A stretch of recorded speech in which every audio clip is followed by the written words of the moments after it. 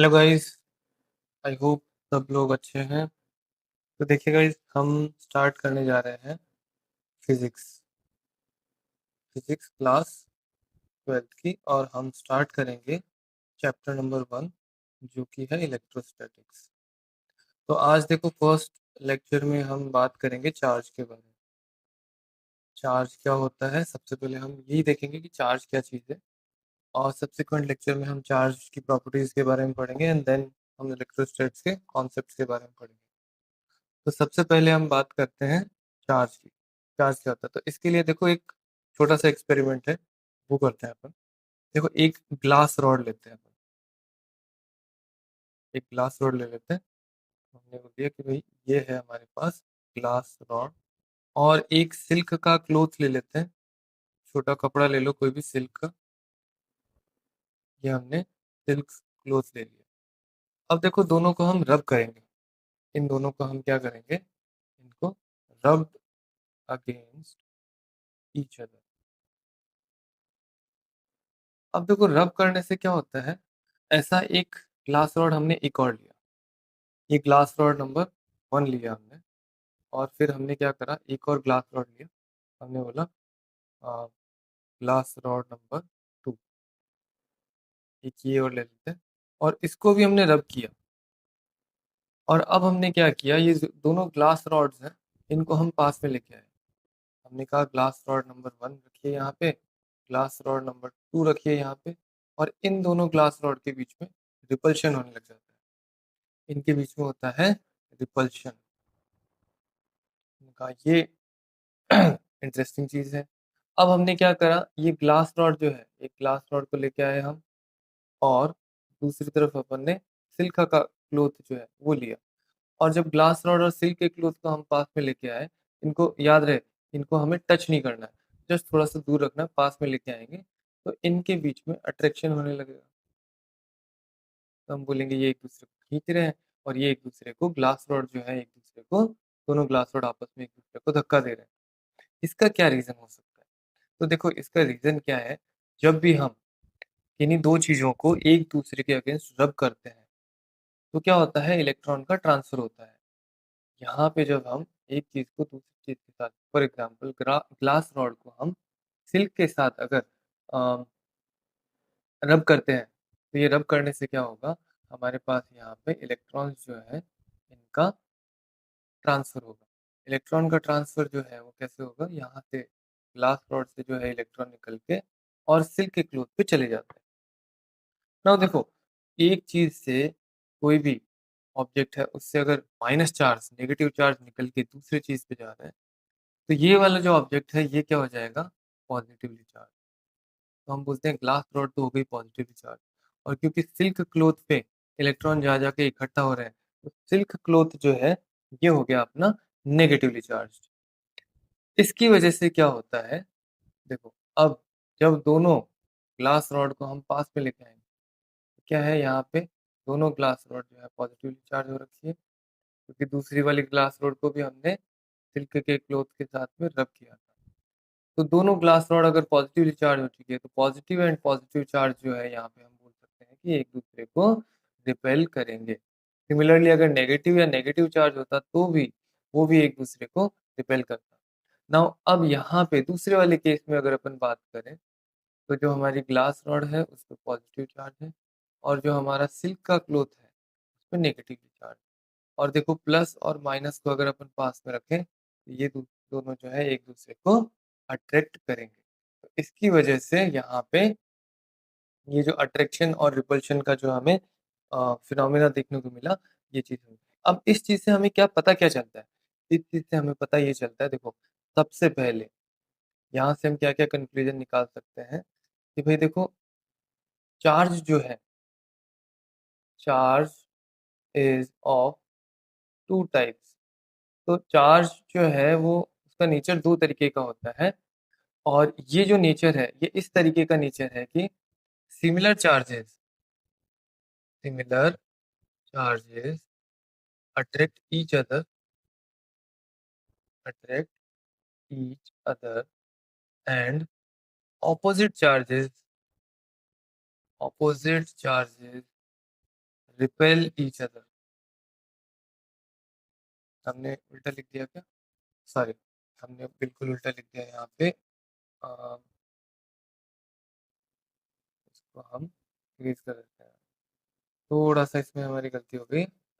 Similar charges repel करेंगे ना, opposite charges तो अट्रैक्ट करेंगे। तो यहाँ पे हम लिखेंगे, देखो, similar charges, similar charges repel each other. Similar charges क्या होते हैं? रिपेल करेंगे ईच अदर।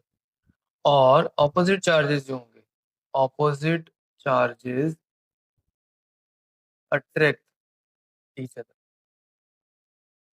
तो हमें दूसरी चीज क्या पता चली कि भैया देखो, दो टाइप के तो होते हैं, और ये जो दोनों टाइप है ये एक दूसरे के ऑपोजिट होते हैं। अब अगर मैं सेम टाइप के चार्जेस को, बेसिकली सिमिलर चार्जेस का मतलब क्या हो गया, सेम टाइप के चार्जेस को, सेम टाइप ऑफ चार्जेस, इनको अगर मैं पास में लेके आता हूँ तो ये एक दूसरे को रिपेल करते हैं।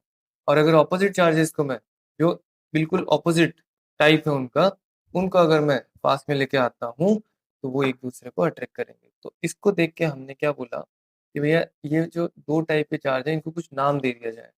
तो हमने इनको नाम दे दिया। एक को हमने बोला पॉजिटिव चार्ज होगा, और एक को हमने बोला नेगेटिव चार्ज होगा। इस तरीके से हमने दो टाइप के चार्जेस डिफाइन कर दिए। तो अब हम बोल सकते हैं कि अगर पॉजिटिव एंड पॉजिटिव चार्ज को अपन ने पास में रखा तो वो एक दूसरे को रिपेल करेंगे। नेगेटिव एंड नेगेटिव चार्ज को हमने एक दूसरे के पास रखा तो वो एक दूसरे को रिपेल करेंगे। And positive and negative charge को अगर हम एक दूसरे के पास रखा तो ये एक दूसरे को अट्रैक्ट करेंगे। तो यहाँ पे दोनों केसेस में ऊपर वाले में रिपल्शन होगा, और नीचे वाले केस में क्या हो जाएगा, अट्रैक्शन होगा। ये चीज समझ में आती है ना? अब देखो, यहाँ पे एक सवाल उठता है कि भाई ये जो बॉडी है, हमने बोला पॉजिटिवली चार्ज है, नेगेटिवली चार्ज है। एक बॉडी चार्ज है तो उसका मतलब क्या है? तो सवाल यह है, what is the meaning of a charged body? मतलब हमने बोला कि एक बॉडी पॉजिटिवली चार्ज है, इसका मतलब क्या हुआ? देखो, पॉजिटिव चार्ज का मतलब क्या है, हमारे पास देखो एक बॉडी है, और हमने लेट्स से दूसरी बॉडी के साथ हमने उसको रब किया। तो मान लो इलेक्ट्रॉन यहाँ से यहाँ चले गए। अब देखो क्या होता है, जनरली एक न्यूट्रल एटम, जनरली सारे मॉलिक्यूल जो होते हैं वो न्यूट्रल होते हैं। एक न्यूट्रल जो ऑब्जेक्ट है उसमें क्या होता है, एक न्यूट्रल ऑब्जेक्ट में क्या होता है, नंबर ऑफ इलेक्ट्रॉन, मैं ऐसे लिख देता हूँ, नंबर ऑफ इलेक्ट्रॉन जो है वो बराबर होते हैं नंबर ऑफ प्रोटॉन्स। अभी ये हमें ये पता है कि इलेक्ट्रॉन जो है ये तो नेगेटिव चार्ज होता है, और ये जो प्रोटॉन्स हैं ये क्या होते हैं, ये पॉजिटिव चार्ज होते हैं। तो किसी भी ऑब्जेक्ट में अगर number of electrons and number of protons बराबर है तो वो ऑब्जेक्ट क्या होगा, न्यूट्रल होगा।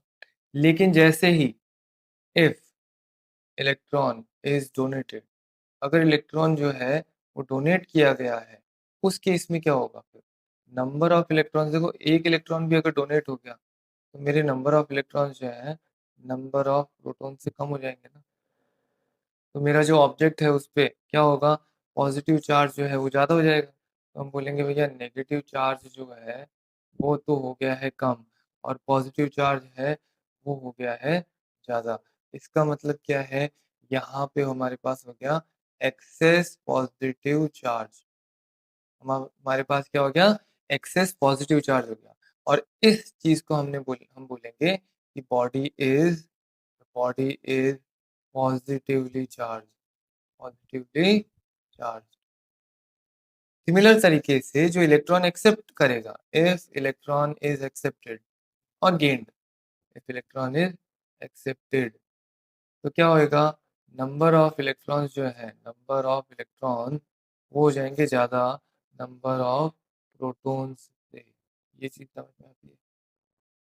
अगर नंबर ऑफ प्रोटॉन्स ज्यादा हो गए तो इसके बाद इसका मतलब क्या है, हमारे पास एक्सेस नेगेटिव चार्ज हो गया है, हमारे पास एक्सेस नेगेटिव चार्ज हो गया है।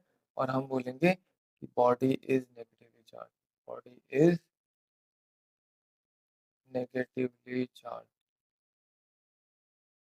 ये चीज़ समझ में आती है? हुँ? तो हम पॉजिटिव और नेगेटिव चार्ज का मतलब समझ गए। अगर नेगेटिवली चार्ज का डेफ़िसिट है, तो मतलब बॉडी पॉजिटिवली चार्ज है, या फिर हम बोलेंगे नेगेटिव चार्ज एक्सेस में है, तो बॉडी नेगेटिवली चार्ज है। ये जो है चार्ज, इस तरीके से हम चार्ज को समझ सकते हैं, ठीक है? तो इस लेक्चर में हम चार्ज के बारे में इतना ही पढ़ेंगे। नेक्स्ट लेक्चर जो होगा उसमें हम चार्ज की प्रॉपर्टीज़ के बारे में पढ़ेंगे कि चार्ज की क्या-क्या प्रॉपर्टीज़ होती हैं, कैसे हम आइडेंटिफ़ाई कर सकते हैं कि कोई बॉडी या कोई जो है एलिमेंट है या कोई ऑब्जेक्ट है, उसपे पॉजिटिव चार्ज है या नहीं है, या फिर नेगेटिव चार्ज है या नहीं है।